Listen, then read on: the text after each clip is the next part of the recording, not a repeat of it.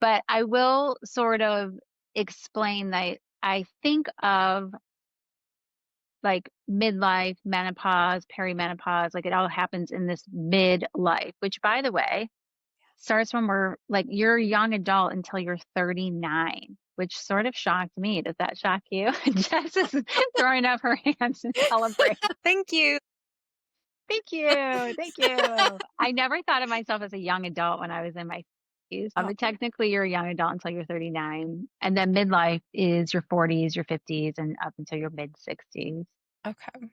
Anyways, I think of this period of time as a period of transition and change, which is maybe part of where we're going today, which is interesting. And so I find the similar patterns in the middle part of our life. It's another period of transition where maybe our identity shifts. Like maybe we were one career and now we're in another career. Maybe we did have kids and primarily identify with being a mom, but now the kids don't really need us in the same way, right? Mhm. So a lot of identity shifts and relationship shifts, hormonal, physiological shifts are happening, which all of this can create a lot of emotion, maybe emotions that we're not really excited to feel, Jess. I Uh, feel like that's where we might be going here.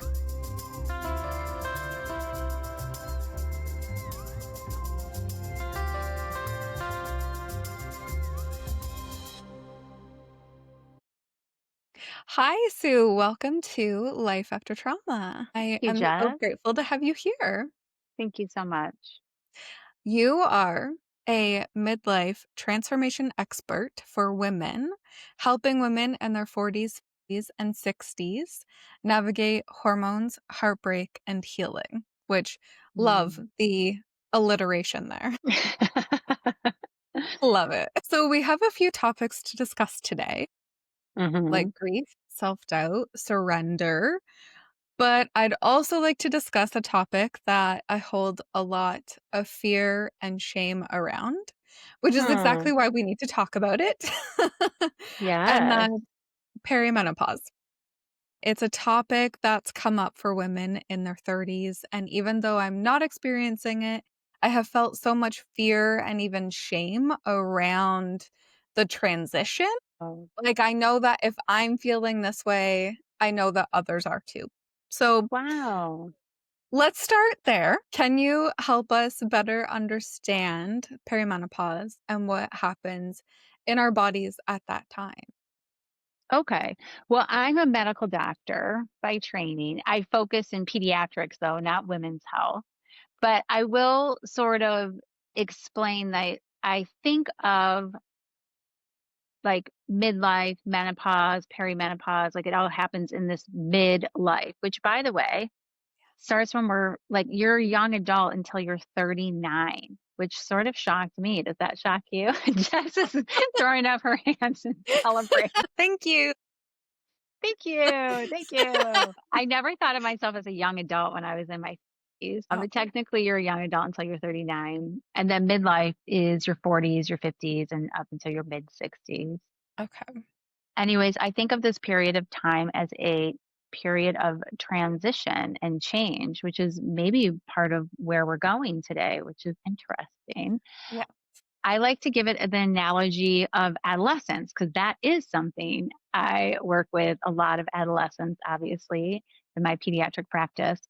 And think of like adolescence, right? When your body, like your hormones are changing and it changes your body, right? So you kind of Okay. feel uncomfortable in your body. Like, like for me, I was a girl and then all of a sudden I wasn't a girl, but I wasn't quite a woman yet. Like it was all like stretchy and I uncomfy. definitely remember that Remember time. that? It was so Yeah. awkward, like that Awkward. in between. Awkward. Yeah. Awkward is the word that I felt. I just felt Mhm. awkward. So there's those physiological changes. Then there's lots of relationship changes, right? Like this is a period of time where you deepen friendships, like platonic Mm. friendships, right? Like you really start sharing more things. That was my experience. You also can venture into intimate relationships. It may be your first intimate relationship during that period of time.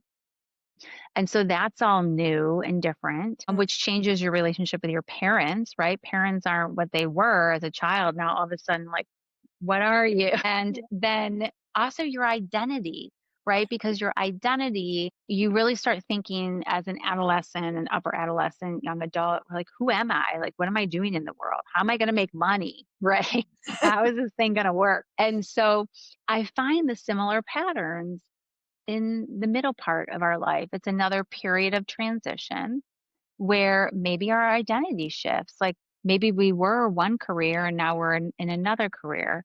Maybe we did have kids and primarily identify with being a mom, but now the kids don't really need us in the same way, right? So a Mhm. lot of identity shifts and relationship shifts, hormonal, physiological shifts are happening, which all of this can create a lot of emotion, maybe emotions that we're not really excited to feel, Jess. I feel like that's where we might be going here. Yes, you are absolutely correct that that is where we are Mhm, heading. So, like I mentioned kind of in the beginning, like the leading mhm, here, the topic has come up. Like I've heard conversation about perimenopause, and it was a moment of me being like, wow, like that might be coming. Like mm. and maybe soon. Like I'm not entirely sure when it starts. I think it's you It's can different for everyone, like, okay. earlys, it can happen. I know women who have had it in their 30s, which is super early. I think I'm not sure even the average, it might be around young 50s, late 40s.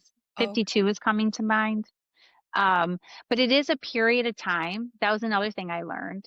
Like, yeah. I remember I'm a medical doctor, and yet I was like to my sister, like, "When's this gig up? Like, is this a year or 2?" She's like, "Oh, sister,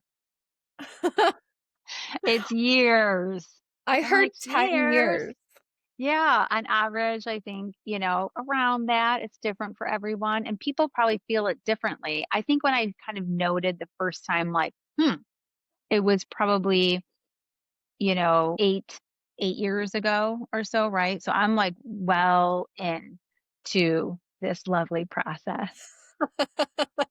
I'm curious though, like, Yeah, this is kind of exciting and fun. I don't know if I've ever really talked about it in this way, Jess, because I'm curious, like, yeah. why it brings up these emotions Ugh.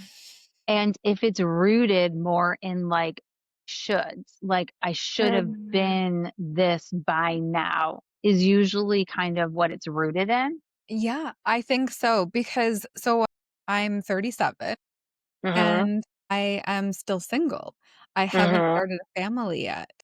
Mhm. And so it's just a lot of fear of, if I'm gonna be completely honest, am I still gonna be desirable?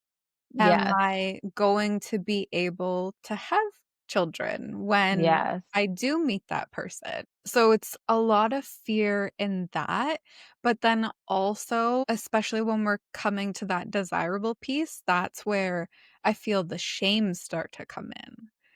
And Mhm. it is around the identity shift of it too that, like, I don't know how to put it, but, you're you're transitioning into, like, a different version of yourself, if this makes Mhm. sense. It does.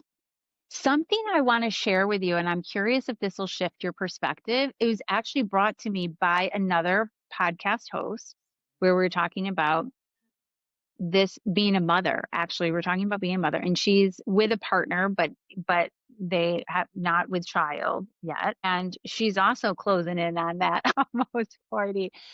And she actually had another entirely different perspective to it. And I Yeah, wonder how this will feel for you. Her perspective is that her experience is that children that a lot of women are having children much later, right? And she said, "I kind of like that. I'm really kind of excited for that because it's like I did my personal work. I did my inner work, yeah. and now I'm having a child." So I'm wondering like how that feels for you because I know you're someone who's done a lot of inner work.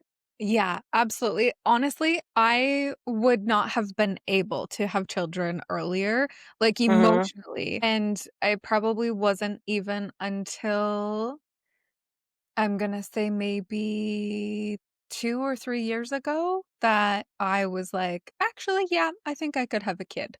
Before that, I was a hard no. So so yes, I definitely completely agree with that. I think more so the fear for me is, like, physiologically, am I going to be able to? Mm, right. But yeah, so but those feelings, I'm wondering if we can dig into that feeling of shame as well, and Mm. So shame, I'm sure you've talked about this before, Mhm. is all about the I am statement. Yeah. So shame is to me the lowest of the lows. It's no longer like I'm feeling bad, it's I am bad. It's no longer like I look undesirable, it's that I am undesirable. Yeah. Yeah. Mhm. Wow. Mm, So untangling that, I think, is where we get to always go with shame. First of all, you brought it up. Shame loves to hide out. So yes. the first thing to do with shame is just go tell somebody you trust, Yeah, that's right? exactly why I was like, "Okay, this conversation needs to happen today." This was Mm, so not what I had in my mind for today's mhm, conversation. And then mm, this morning, I was at Healthy Planet, mhm, and I was checking out, and I just randomly asked the girl that was cashing me out if they had it's a product called Vitex. mhm, Um, and she got so excited, and then it just went down this whole rabbit hole, and she ended up mentioning perimenopause, and I was like, "Oh, okay." And then it's been in my head. I'm like, "Okay, this needs to" like, the timing of this, yes. that this came up this morning, and that I'm speaking with you who helps women through midlife Mhm. transformation. I'm like, "Okay, this feels like a conversation that's supposed to happen." Yeah. And I think shame can sneak up on us Yeah. too.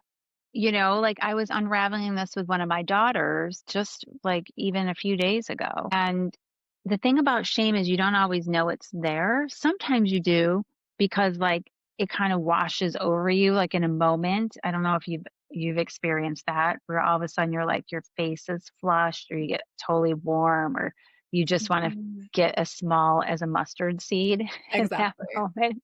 Yeah. So sometimes you can feel it right away. Other times I feel like shame is pretty sneaky Yeah. and it can just feel like disgust about yourself, maybe embarrassment. I find that asking a lot of different questions can be super helpful. Like when I was unraveling it with my daughter, she was actually feeling like self-loathing was probably Oh. what it was. And I tried on a different, I think of like asking questions as trying on lot of different outfits in your closet. You're like, nope, that's not quite it. Nope, that's Yes. not quite it. You're like, boom, that's it. Yeah. And what she was finally able to verbalize or articulate was like, I hate myself, Mm, right? Like, I hate who I am, mm, And it was so beautiful because it was just literally talk about divine timings. I had the same emotion a few days prior to this happening. mm, mhm. And I said, I know how you feel, which is what I would say to you too, Jess. Like, I know how that feels to feel I am undesirable, right? Mhm. Yeah. And we've all felt that at some point. Mhm. And when when I feel like the moment we're able to like articulate it Yeah. and someone can just mirror back and be like, yeah, I felt that too, you know, Mhm. is when shame is almost shame's like, shucks, Exactly. Yes. I lost my hold. I also think though that like all emotions are messengers. Yeah. And so when you feel these uncomfy emotions, Mhm. um, and even if you can't, because that was part of the thing is trying to figure out, like, what are you feeling? Like, that was part of the whole Mhm. time. I'm just thinking of my daughter in this instance, but I do it with women too all the time. I is, like, trying to figure out, like, what is the emotion that you're feeling? What kind of name can you put to it? And then what do you think its messenger? what's the message of it? This is also another fun game that I played with her, Jess. We could play this fun game. Okay. You've seen the movie Inside Out or Inside Out 2. Have you seen that? I did see the first one, like, a long Okay. time ago, so if I have to remember it, I don't know if it will work, That's but okay. okay.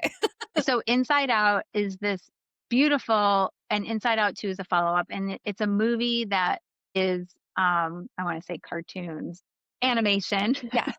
Yeah. That totally dates me as like a '70s cartoons, animation, and what they do so beautifully, it's actually a wonderful movie to learn about the human brain and emotions, but what they do is every emotion is a different character, and Yes. so in Inside Out 2, the main character is anxiety. And the way they like anxiety is like this orange ball, as I remember, with like crazy hair, you know? Okay. And she's just always like, "Oh my gosh, what's gonna happen? What's gonna happen? What's gonna happen? What's gonna happen?" And she's trying to control every situation and take the wheel and like she's always focused on like trying to gain control or whatever. I think it's so fun to play with emotions that way, Yeah. where like, if the emotion is some of the emotions you said are shame, and what were some of the others? Yeah, the big ones that I'm feeling with this is shame and fear. And fear. And so like if you had to like come up with some kind of character, like what would either of those look like to you? Okay, well, immediately I picture, like, a black ball, A but black not ball. not like a not a solid like this, like, Yeah. if the edges are more transparent and, like, Yeah. kind of blurry, and Are there eyes? Or you can't really see them? interesting. Not I can't I don't I don't really see anything else, just the black ball. Okay. And is that fear or is that shame or is that like a I think mixture it's of the two? both. I think Both. it's both. Okay. That's awesome. So I think one way that we do this is like when we have I am statements, it's like it's part of our identity, which is not true. Like we are not an emotion. Like saying I'm anxious or I am an anxious person. No, you are a person who's having the human experience of feeling anxious, Yeah, just like me. I've had that as well, right? So it's one way to, like, separate yourself from the I am, like, take it away, it's not your identity, it's, right. like, out here, you know? And I think a playful way to do that is to give it a caricature so that Yeah, you can actually start to have, like, a conversation. Because to me, all emotions are really they're messengers. Like, what is it? Like, if you had to ask that black ball with yeah, little transparent engines, like, yeah. what is your message to me? What do you wanna say? You know, it's really funny. I'm not getting a message from it, I'm getting a message to it, and that's to go sit in the corner. That's so cute.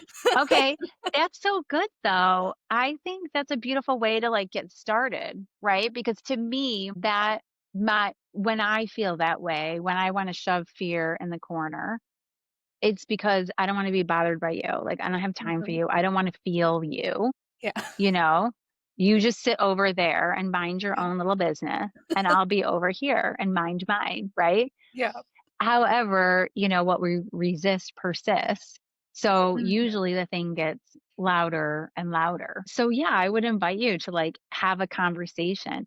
It's probably funny. Mhm. It's like doesn't even have to be super conscious or, like for instance, I shared this with I co-teach in Sunday school, and I was sharing with one of the teachers, like, he has, like I joke with him, he has an alter ego in a car, Okay. like, driving. He Yeah. can get yeah, he says, "I can get a little angry when I'm tired." So I was like, "Okay, what does anger look like? Does it like anger like this big red ball? Is like steam coming out of the ears? Like his eyes going all crazy?" And that's really all I said is like, just it's kind of funny. Yeah. And so, like, what is and he came back the next week and he's like, you kind of snuck that in. I don't know if you were trying." He goes, "That stuff really works." So, and I don't even think it's like, to me, what that shares is like, you don't even have to have like an entire conversation, but just the fact that you've separated it from yourself, like, Mhm. you are not shame, you are not fear. It is a feeling that we all experience as humans. Yeah. Which logically, I know that that is a very normal thing to feel when you're in any sort of transition, Mhm. um, is especially fear. Yeah, because Yeah. we don't like the unknown. Yeah, there's so much uncertainty. Like, it reminds me of, like, our 6 human needs from human needs psychology. Like, we all have the need for certainty, which is to know that we're safe and that we'll feel more pleasure than pain. But Mm, then, you know, if everything's so certain, we're, like, bored. So we also have the need for variety, which is mhm, the uncertainty.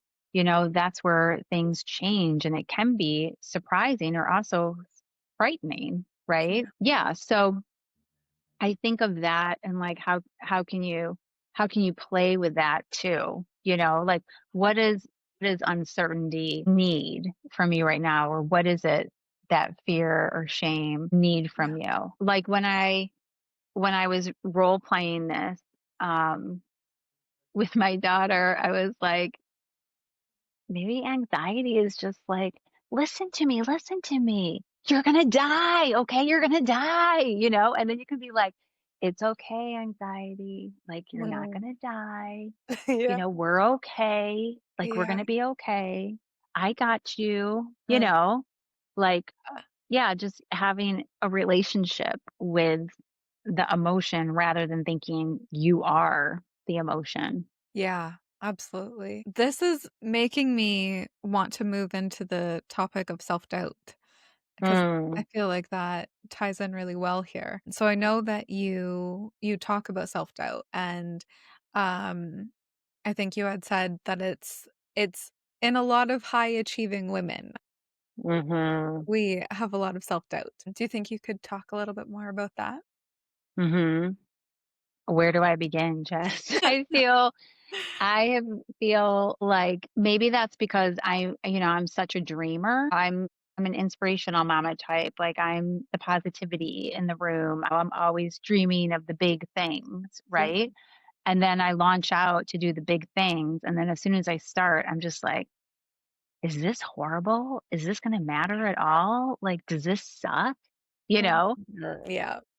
And so that's for me how self-doubt shows up. And again, like, it even showed up this morning. And I was in creation process of like creating something I think that's so beautiful Yeah. about integrating emotions we'd rather not be feeling. um, and integrating these. And like in the process, just I was literally like, does this suck?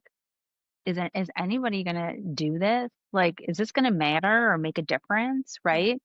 And so again, this is just how I prefer to just play with it. I just kind of laugh. And I also share like right away. So a lot of my self-doubt has come through my experience as an entrepreneur because I've been an entrepreneur for over 2 decades. This is my sixth business. I had that gets translated. I had a lot of opportunities to learn about what doesn't. Yeah. We're gonna come to that in a minute. Yeah. And so that to me is how self-doubt Mhm. shows up. And I think, again, it's just so human to feel that, Yeah. right? And to question. Yeah. Yeah, I am definitely the same. I got my coaching certification. Wow. It's probably 2 or 3 years ago now. Mhm. I've sat down to write the framework. I have a framework. Have I ever launched coaching? No, because Mhm. I am doubting myself so much. Mhm. You know what that comes to mind with is, self-doubt can look as also like lack of confidence. Can you Yeah. see that? Yeah. So when working with women in confidence, because a lot of people think like I'm super confident. They always look at me and they're like, "Wait, what? Like like you." And so one of my mantras, like I have a saying like, "I am an authentic, confident, courageous woman." And Uh, I say it every morning to my accountability partners, and I say it every evening to my accountability partners. And I've been doing that for like well over 2 years now. So that's wow. chalks up to a lot of times that I've just said the statement. Yeah. Again, those are I am statements, Yeah. right? So I'm infusing like I am confident, I'm courageous, I'm an authentic, confident, courageous woman. So I think some of it, is a lot of repetition. But one Uh-huh. of the things that I would encourage, like anyone who's not feeling confident in doing something that they're like, wait a minute, I'm trained to do this. I get to Yeah. do this. I want to do this. I want to help people is by starting super small, super niche. And that's something that I learned from a mentor of mine in the entrepreneurial world. He's a self-development guru. And he said, what happens is people think when they start a business that they're serving everybody in the entire universe. And all of a Yeah. sudden they're like, what do I know? I know nothing. You know what I mean? Like Yes. all of a sudden I'm like, I don't know anything. And I actually had that same self-doubt before, reaching out and pitching to podcast hosts like yourself, Jess. Like I had massive self-doubt. I was like, who am I? What do I have to say? Right.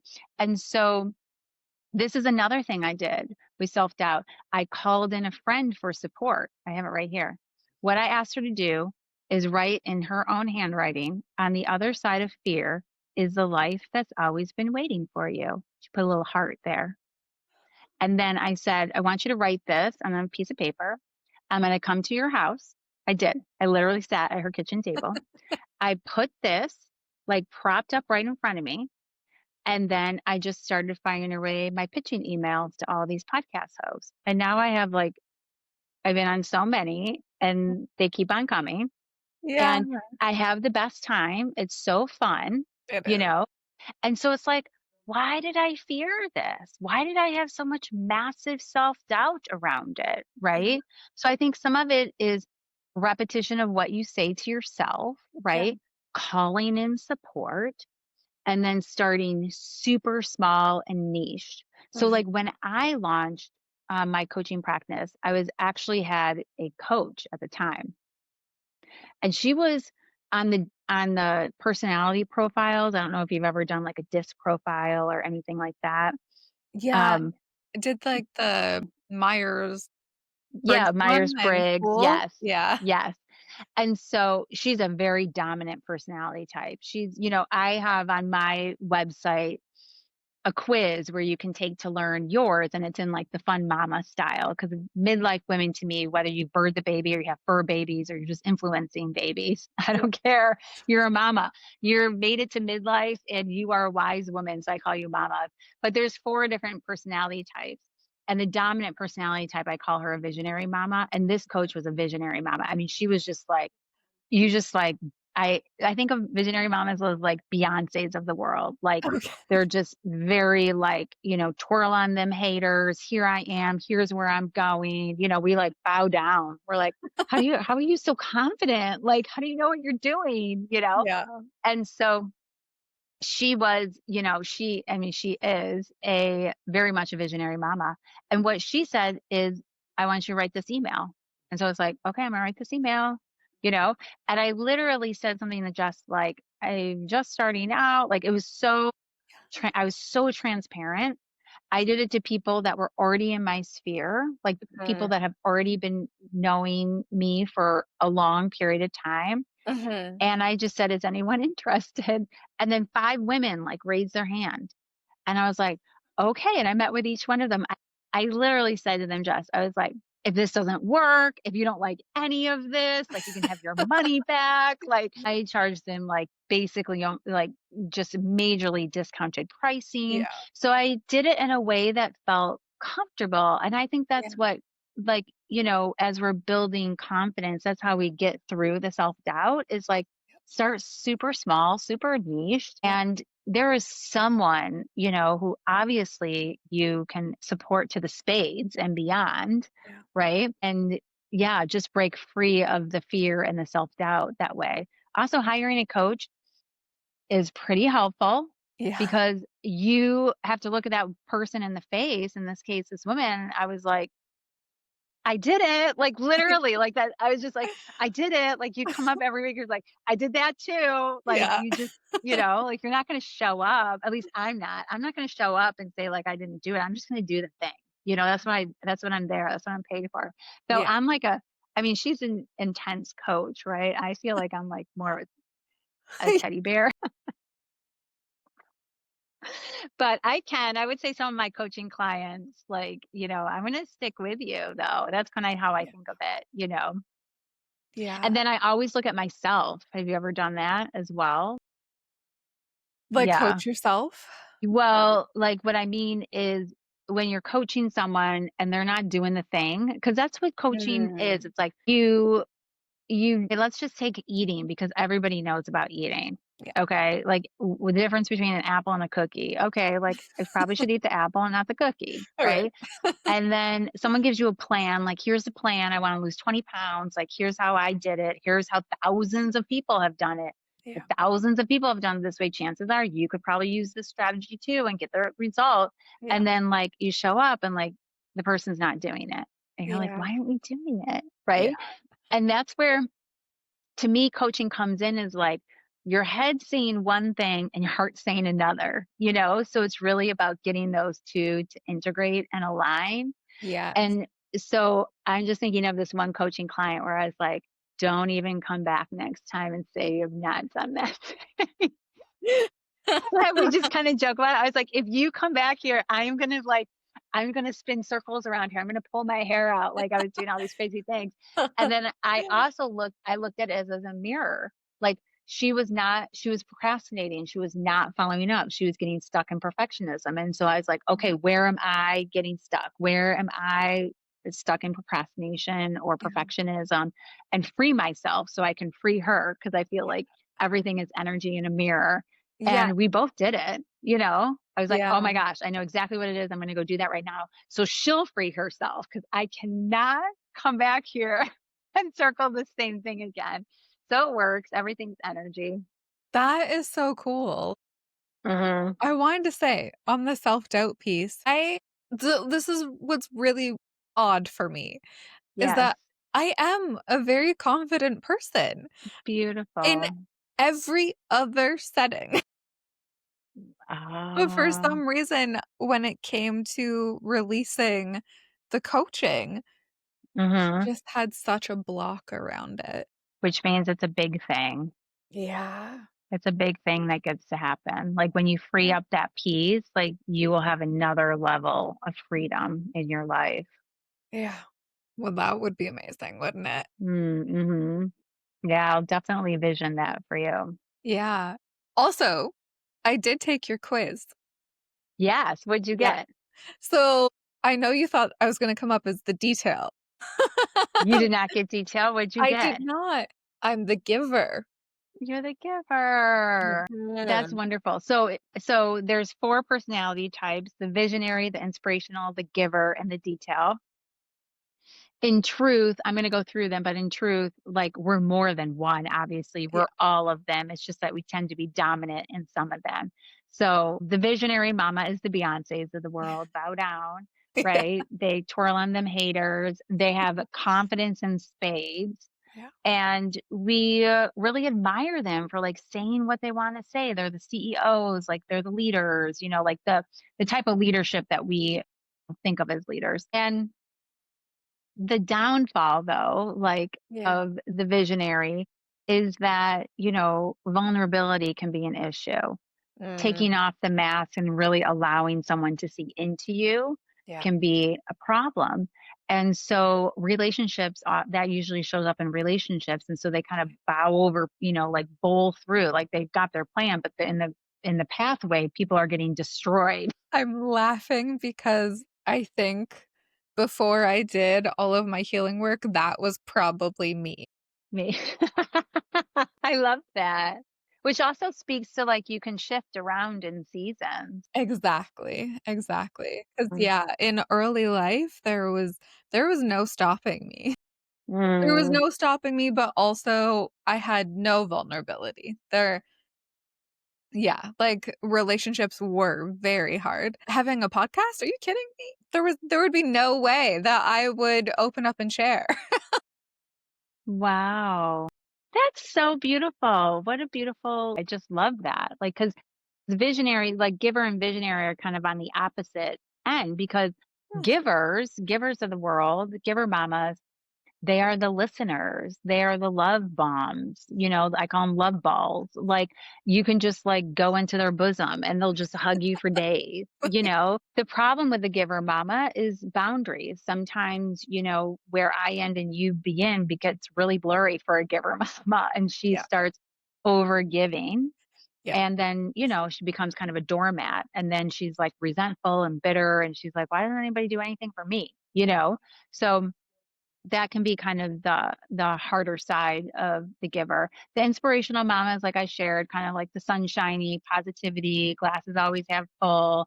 You've got a problem, go to her because she's going to tell you the upside. The great thing about that problem is, the downfall of the inspirational mama is everything is shiny and sparkly and fun. And so she's like, I want to do that, and I want this, I want that, I want this. And then like all Mhm. her energy like diffuses rather than moving forward to the life that she Okay. desires to live. And then the detail mama is the opposite of the inspirational, where she's so detailed. She dots her I's, crosses our T's, has spreadsheets, like organizes everybody, you Yeah. know, including her pantry. She'll even come over and organize your refrigerator, and you're just like, wow. The downfall of the detail mama is that she's so organized and so controlled. She like squeezes fun out of everything. And so she's just like, a little dry, I might say. So the beauty of playing with all those personality types, and I love how you just shared, Jess, like you went from a visionary all the way to a giver. And I think a therapist is like a beautiful, like that's a great personality to lean into Yeah. as a coach. So anyways, yeah, those are the personality types and how I play with them. And I love putting all the women together. Yeah. That's so fun because you have like the visionary calling forward, like rise up, sister. Like, Yes. yeah, it's awesome. Like that is not okay. Yeah. So it's beautiful to witness. Yeah. I think, my mom might see me differently in these. She probably would agree with you about the detail one. Detail. Yeah. I can tell at least, again, this is before, and I think it all came from a place of having to feel like I needed to control. Like, Control. Yeah. so, like, because there was so little that I could control, so I needed to have control in the areas that I could. That's another fun way that you could play with this whole thing about even like starting the thing is just like speaking into that detailed person who really thrives on control. By the Yeah. way, visionaries thrive on control too. They just do it in a Mhm. different way. It's so fun. Like visionaries are just like controlling, like they're just out there Yeah. extroverts, like do this, do that. Yeah. I might have birds one who's a little visionary, but details are a little bit more, like, for lack of a better word, more passive aggressive with their controlness. I think my mom would say that, yes. Yeah. So, so you could even play with that detail part of you, where it's like, okay, what do you need? What do you need to feel safe and certain that we're going to feel more pleasure than pain as we start this business, as we Yeah. start this coaching? Like, what do you need? And let me give that to you. Right. Yeah. So, okay, that's actually really funny that that's coming up right now because Okay. I mentioned at the beginning before we hit record that this is the first episode that I'm doing without an outline. Yes! And Look at what the inspirational mama pulled out of you. yes, Yes. exactly. So this is literally I sat down last night. I was actually prepping for our episode Mhm. and I don't know, there was just something in me that was like, "This doesn't feel right." And so it's Wow. like I just felt in that moment that I needed to reimagine. That's the word that kept coming to my mind is you need to Mm. reimagine. How And beautiful. yeah, and what came up was that I needed to have less control over it and just let it Hmm. flow more. I love that. Yeah, because I feel like control, and we all want control. I want control. Actually, my very first podcast, or I mean, it wasn't my very first podcast, but anyways, I remember reaching out to him being like, "What do you want to talk about?" And this guy had been podcasting for years, and Yeah, I show up and he's like, "Did you see how I didn't answer you?" And I was like, "You just wanted to get my little control freak going, because I was like, help me land somewhere. So we all have that. We all have that need to control. I think the thing is, though, it just squeezes life so tight yeah, that there's no room for love to flow yeah, because we're just so like directed, right? exactly. So Yeah. bravo to you. Yeah, that was what was coming up for me last night is, like, I'm trying Mm, to create a space where it allows for healing, and healing yes. needs space. It doesn't need, Um, like, contraction. So, it how needs, like, beautiful. expansive. Um, so Wow. yeah, yeah. That We're is lovely. we're gonna try this out, the less structure, I guess is Hmm. the way to put it. You know what comes to mind to me is like it's a balance of masculine and feminine energy. So like Mhm. the masculine is like control, right? Give me structure, give me systems, Yeah, you know? And the feminine is like, well, let's flow, let's have fun, let's see what can happen here. And to me, it's always this balance, right? Because I've also experienced where there's too much flow. yeah. And then it's like, what are we talking about? Where are we? Did we go to outer space? Are we coming back anytime soon? You know, like so that it's just like a recipe, Yeah, just like enough salt, not too much salt. Little sugar, not too exactly. much sugar. Yeah. Yeah, flowing between those two things. Jess, I'm like so excited for you. This is like huge to me. This Yeah, is a yeah. huge growth It's step. funny that you're mentioning the feminine and masculine because that is also what I have been thinking about a lot this week was Wow, how, to bring more feminine and more flow to the podcast. So, this is it. yeah. How does it feel? Does it feel like look, what's your feeling now of this Okay, whole so before we hit record, I was nervous. I mean, I Mhm. feel like that was mostly coming from the topic. Okay. But also there was definitely some anxiety around Mhm. the, lack of a plan. Right. And just having to trust that we could get there, you know? Mhm. But now that we're doing it, it feels wonderful. Yeah, and I would say you have a plan, it's just kind of it's a Yeah, little looser of a plan. It's not so exactly. tightly constricted. Yeah. Yeah, like, I Beautiful. don't have all of my questions outlined, but let's shift for a second here. Mhm. So, I would love to hear the story about your businesses and Okay, how let's you go there, Jess. yes, let's do it. And so the Okay. moment you gave up and it led you where you're supposed to be.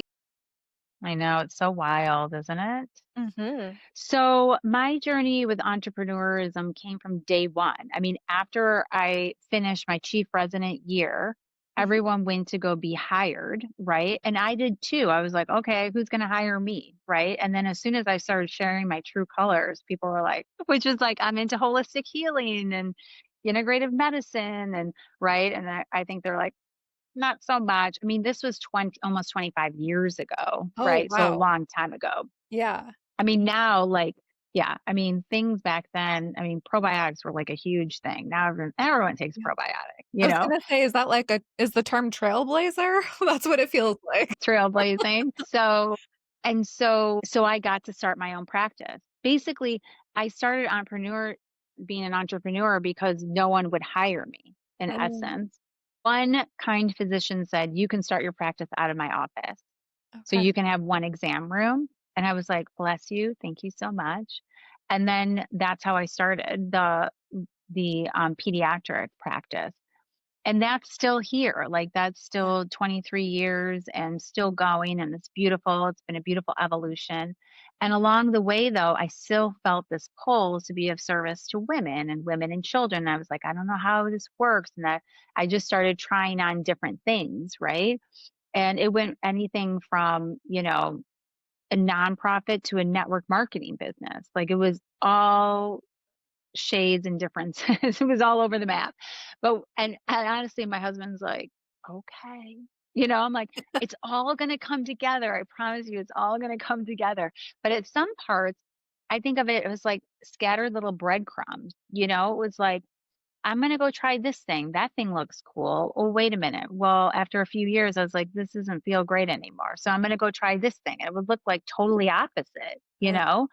My intention was always the same, to follow my heart and to help people, especially women and children, and that's still my mission. yeah. And so, eventually the breadcrumbs came together, but before they did, I actually was like, "I'm out," because Okay. I had already probably at that point, I mean, it's 10 plus 15, maybe 15 years or so, really working on how to help women and I kinda just, like, threw it up and I was like, "I'm done. I'm gonna put this down. I don't know how to do this. I don't know how to make it work, and I'm semi-retired." So part of me was like, "Woo, I got a lot of time on my hands," And I was started to tell my friends, because they've seen me do so many different things. My children's joke is, I don't even know what to tell people what you do, so I just say you're a pediatrician Yeah. because I've done so many different things. But yeah, I just was like, "I'm done. I just can't figure out this puzzle. I don't know how it works." And so I just said, "God, I surrender. Like, I just put this down." And wouldn't you believe, the moment I put it down, I'm yapping my mouth about how I'm semi-retired. Within like a few weeks, maybe a few months, like another breadcrumb comes into my inbox. And I just follow it. I follow the breadcrumb. I start realizing like I'm into personal development. I've been in Tony Robbins' world for like since, 2019 ish. And I just all of a sudden I'm like, I don't even know. Have you ever been there? You're like, wait a minute. I'm in something and I think this is what I am now. Like that's kind of how it happened, Yeah. honestly. Like I was doing so many Tony Robbins programs and like do them, you're coaching through the process. I'm like, wait a minute, this kind of feels fun. Wait a minute, I kind of like this, you know? And then I had a very epiphany moment where I was like, wait a minute, I'm really talented at this. Like, this is a talent that God's given me. Like, cause it was just one of those, like, is this woman going to transform? We're running out of time. That's what it felt like in this program that we were in. And like, we were just like under the wire and it's like we made it. And then I put my head down. I just started crying. I was like, Sue, this is this is something, like, this is something that you're gifted with, like, you can really do this, and it feels good for you, it feels good for her, and it's for the greater good. So I was like, "Okay, game on, I'm gonna do this." The funny thing is, Jess, though, after my very first coaching client, I said I sent out those emails, the Yeah. first one, we get started. Also, by the way, so much self-doubt, have no idea, I feel like I have no idea what I'm doing.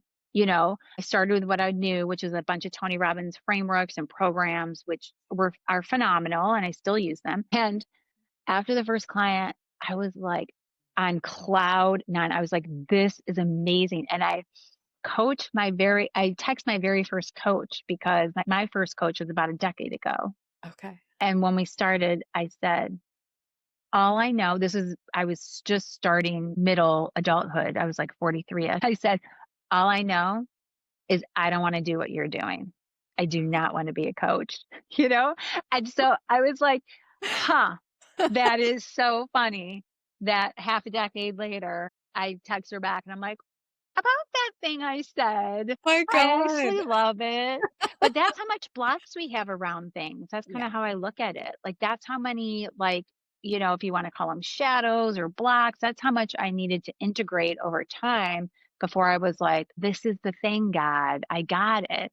And once I landed in it, I was like, "This is my second calling." Like, there wasn't a shadow of a doubt. I was like, "This is what I'm here to do, for sure." Oh my gosh, that's amazing. I absolutely love that, and I have felt that feeling, You have. definitely. So, I have not announced anything, but I'm working on something. Yay. And it's not quite coaching, but kind of similar. I Mhm. feel like, again, we're taking the structure, not all of the structure, obviously, but we're making it a little bit more flowy than structured. Beautiful. I just whenever I sit down to work on it, I'm literally brought to tears, like, almost every single time because Oh. it just feels like this is it, like, this is what I'm supposed to Mm. offer. So, yes, How beautiful. I do know that feeling. It's scary. Mhm. Well, Mhm. And would you s and I think when you say scary, like, I hear excitement. yes, like, nervous excitement. Excitement, Yeah, yes. yeah, definitely. Yes. So, yeah, we'll see. I'll talk more about that when we get closer to. But Good. one other thing that I wanted to ask you about, you have a saying, "What would love do?" Mhm.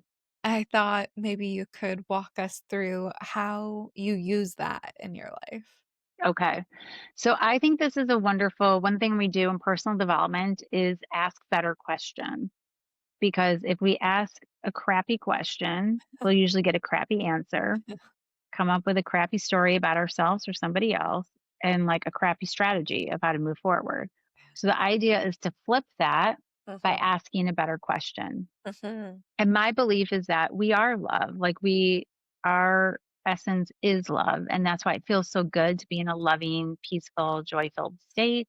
And why going through these uncomfy emotions that we get to go through to heal and integrate feel challenging because we'd rather just be in a loving state. And so, usually, when we're going through one of those emotional states, you know, we are usually coming up with a crappy story, a Yeah. crappy question, right? Like the whole sequence.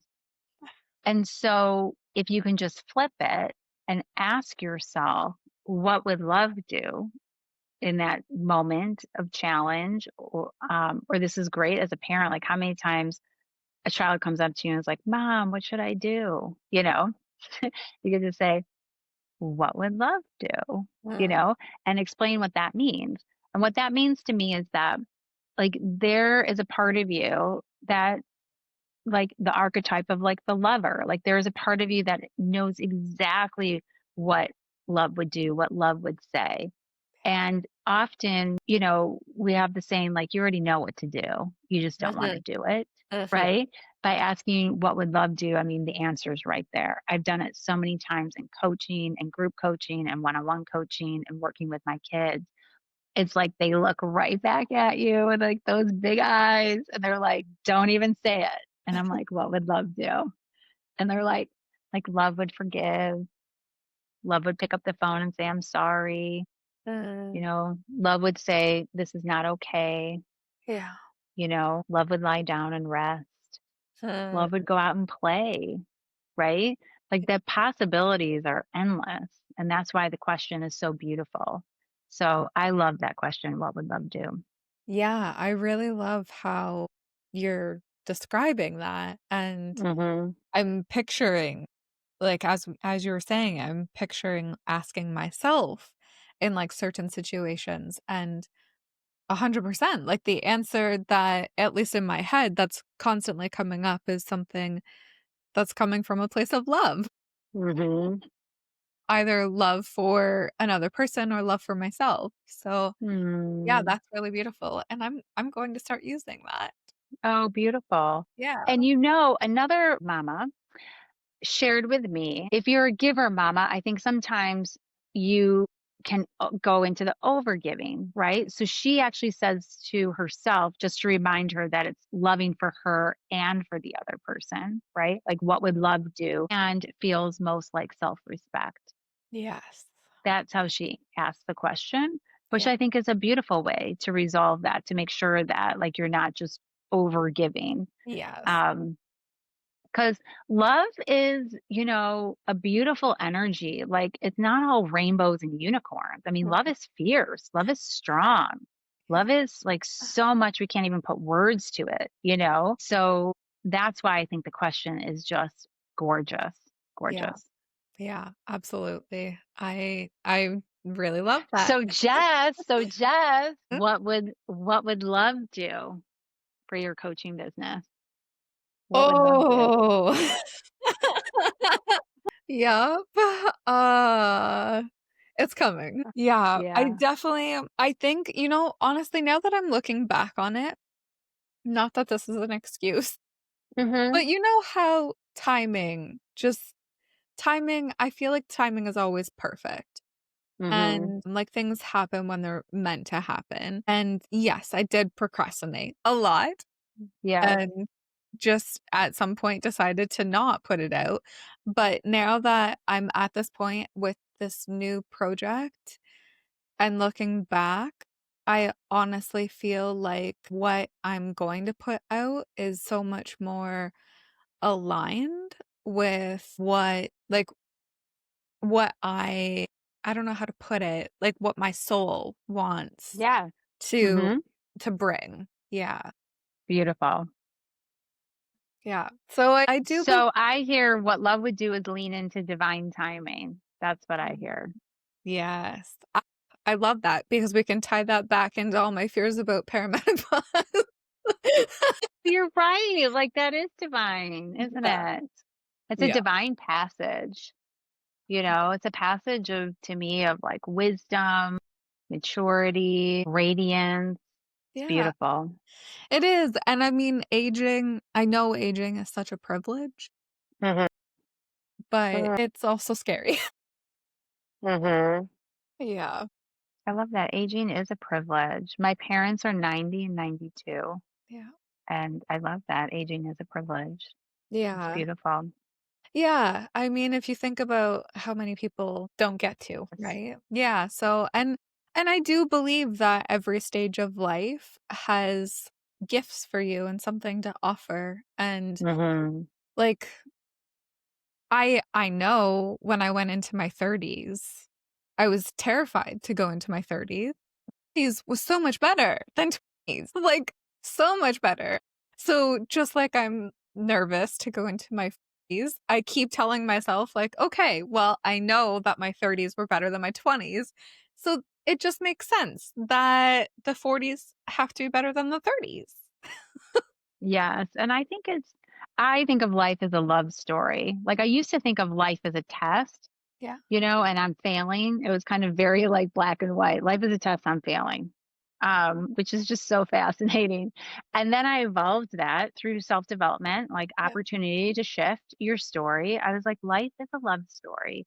And that to me gives it so much, like, flexibility, like, each season, right, yeah, has so many opportunities for learning how to better embody love in your being, which is to mhm, me all about full integration, yeah, right? And so to me, I just see another another friend shared instead of like with each birthday, because I think she's also not so fond of the aging thing. She just went from 39 to 40 this year. oh, And so the she big one. said, she said, I like to say I'm level 40. So I'm level 53. She's level 40. You're Yeah, 38. Did you say 38? 37. 37, 38 37. in a couple months. Okay. So Jess is moving into 38, Mhm. level 38. Yeah, I think that's another fun way to play with it. That is really fun, and I think it's actually a really great way to put it because I do think that for people like us and people listening to this podcast, you're doing work on yourself. You're not just Yes. sitting there stagnant. And so each time, like each year that passes, you are actually becoming a better version of yourself. Mhm. So, as time goes by, you literally are just keep getting better. I love that. Do you have anything else that you want to share? What would love do is definitely my favorite. And I would definitely share the quiz Yes. to take the quiz on my website. I Mhm. know you'll share that, but I think it's fun. That's why. And to honor your gifts. Mhm. So to see who you are and how we see you, you know, rather than I think we're so hard on ourselves. Yeah. We can be so hard on ourselves and not really acknowledge the gifts that we bring to the world. And that's also why I developed that quiz because I want to shine a light on all your beauty, and also like maybe some challenging points for you that you can grow through. And so I give some ideas on how to do that. Yeah. Yeah, it was a lot of fun to take, that's for sure. Great. Yeah. Good. I did love it, and the points that you made for the challenges with mine Mm, anyway, they are definitely lining up with, like, the wow. challenges that I currently have, so and that I'm working Beautiful. through. Yeah, Beautiful. I'm yeah, grateful that aligned. yeah, it definitely did. It was wonderful, so much fun. Great. Well, I will have everything linked in the show notes. Thank you so much for coming on and for just having this super fun, scary chat. Jess, I want to thank you for stepping into the feminine flow, for saying yes with a little structure and a lot more flow. I just want to honor you for that growth. Like, I see that's tremendous growth, and I feel honored to be witnessing it and experiencing it. It feels good. Oh, good. I'm so happy. It I was feels really good. terrified because 'cause I'm like, "Okay, is this gonna go really poorly?" And she's gonna be like, "What is she talking about?" It's So beautiful. oh, I'm really happy about that. Thank you so much. Thank you.